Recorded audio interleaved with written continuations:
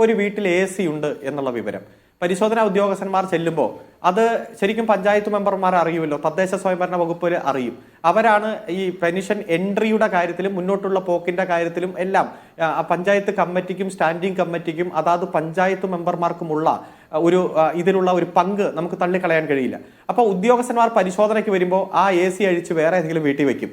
വാഹനമുള്ളത് ദൂരെ എവിടെയെങ്കിലും കൊണ്ടുപോയി റോട്ടിൽ പാർക്ക് ചെയ്യും. അത്തരത്തിലുള്ള സാഹചര്യങ്ങൾ പല തരത്തിലും ഗവൺമെന്റിന്റെ പരിശോധനാ സംവിധാനത്തെ തകർക്കുന്ന തരത്തിലുള്ള ഇടപെടലുകൾ ഉണ്ടായിട്ടുണ്ട്.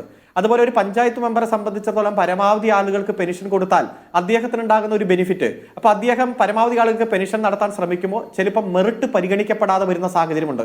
അത്തരത്തിലുള്ള സാഹചര്യങ്ങളെ എല്ലാം നേരിട്ടുകൊണ്ട് വേണം ഗവൺമെന്റിന് ഇതിലുള്ള പരിശോധനാ സമ്പ്രദായവുമായിട്ട് മുന്നോട്ട് പോകാൻ. ഗവൺമെന്റിനെ സംബന്ധിച്ചിടത്തോളം അർഹതപ്പെട്ടവർക്ക് പെൻഷൻ കൊടുക്കുക എന്ന് പറഞ്ഞാൽ ഇത്തരത്തിൽ അനധികൃതമായവരെ ഒഴിവാക്കിയാൽ കൂടുതൽ ആളുകളെ ഉൾപ്പെടുത്താൻ കഴിയും. അല്ലാതെ അനർഹരായിട്ടുള്ള ആളുകൾക്ക് കൊടുക്കണം എന്ന് ഗവൺമെന്റ് ഒരു തരത്തിലും ഉദ്ദേശിക്കില്ലല്ലോ. ഇപ്പൊ സ്വയം പിരിഞ്ഞു പോകാൻ അടക്കം പറഞ്ഞിട്ടും ഗസറ്റഡ് ഉദ്യോഗസ്ഥന്മാരടക്കം ഇത്തരത്തിൽ പെൻഷൻ മേടിക്കുന്നുണ്ട്, അത് അനധികൃതമായിട്ട് മേടിക്കുന്നുണ്ട് എന്നുള്ളത് ഏറ്റവും ഗൗരവമായിട്ടുള്ള കാര്യമല്ലേ? ഇപ്പൊ ഞാൻ മറ്റൊരു ചർച്ചയിൽ നിന്നാണ് വരുന്നത്.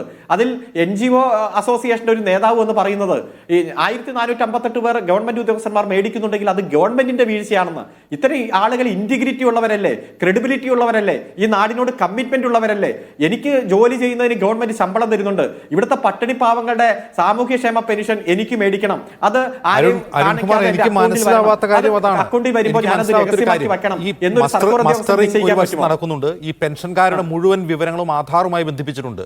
ഒന്നിലധികം പെൻഷൻ മേടിക്കുന്നവർ, വരുമാന പരിധിയിൽ അപ്പുറമുള്ളവർ പെൻഷൻ മേടിക്കുന്നവർ, ഇത് കണ്ടെത്താൻ ഈ ഇൻഫർമേഷൻ കേരള മിഷൻ തയ്യാറാക്കിയിട്ടുള്ള ഈ പറയുന്ന സേവന എന്ന സോഫ്റ്റ്വെയറിന് കഴിയില്ലെങ്കിൽ പിന്നെ ആ സോഫ്റ്റ്വെയർ എന്തിനാണ്? അവിടെ തന്നെ തുടങ്ങുന്നു ഈ വീഴ്ച.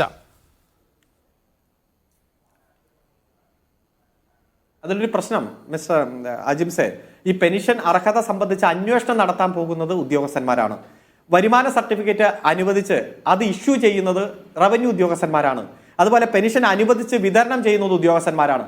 ഈ ഉദ്യോഗസ്ഥന്മാർ തന്നെ ഇത്തരത്തിലുള്ള ഗൂഢാലോചനയ്ക്ക് നേതൃത്വം കൊടുത്താൽ പിന്നെ നമ്മൾ ആരോട് പറയും?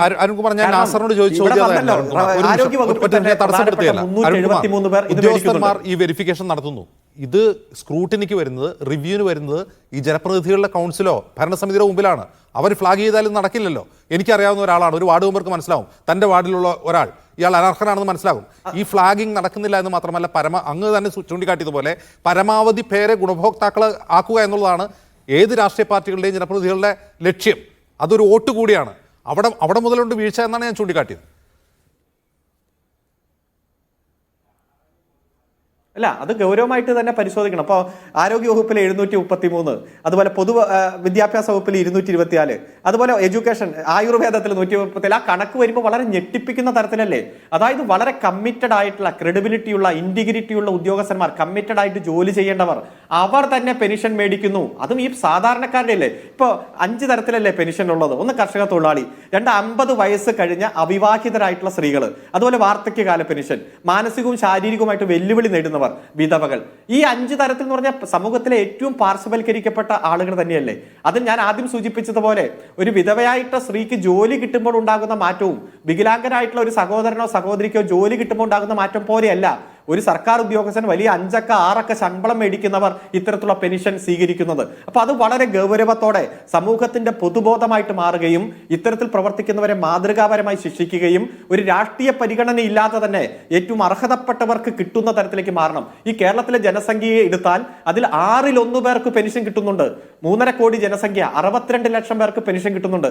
ആ ഒരു സാഹചര്യത്തെ ഒരു ക്ഷേമരാഷ്ട്ര സങ്കല്പത്തിലേക്ക് കൂടുതൽ ഉയർത്താൻ കൂടുതൽ ആളുകൾക്ക് കിട്ടണം. കാരണം ബുദ്ധിമുട്ടുള്ള ഒരാൾക്കും ഇത്തരത്തിലുള്ള പെൻഷൻ കിട്ടാതെ വരുന്ന സാഹചര്യം ഉണ്ടാകാൻ പാടില്ല. അതിനുവേണ്ടി ഏറ്റവും കൃത്യമായിട്ടുള്ള പരിശോധന നടപടി, അതുപോലെ തന്നെ ഓരോ വർഷമുള്ള മസ്റ്ററിംഗ് കൂടുതൽ കാര്യക്ഷമമാക്കണം. ഉദ്യോഗസ്ഥന്മാർ തന്നെ ഇതിൽ കൂട്ടുനിൽക്കുന്നുണ്ട്. പഞ്ചായത്ത് മെമ്പർമാരും ഭരണസമിതി അംഗങ്ങളും കൂട്ടുനിൽക്കുന്നുണ്ടെങ്കിൽ അവരെ ബോധവൽക്കരിച്ച് ഇതൊരു സമൂഹത്തിന്റെ പൊതുബോധമായിട്ട് മാറ്റാൻ വേണ്ടിയിട്ടുള്ള ഇടപെടൽ നടത്തണം എന്നതാണ്.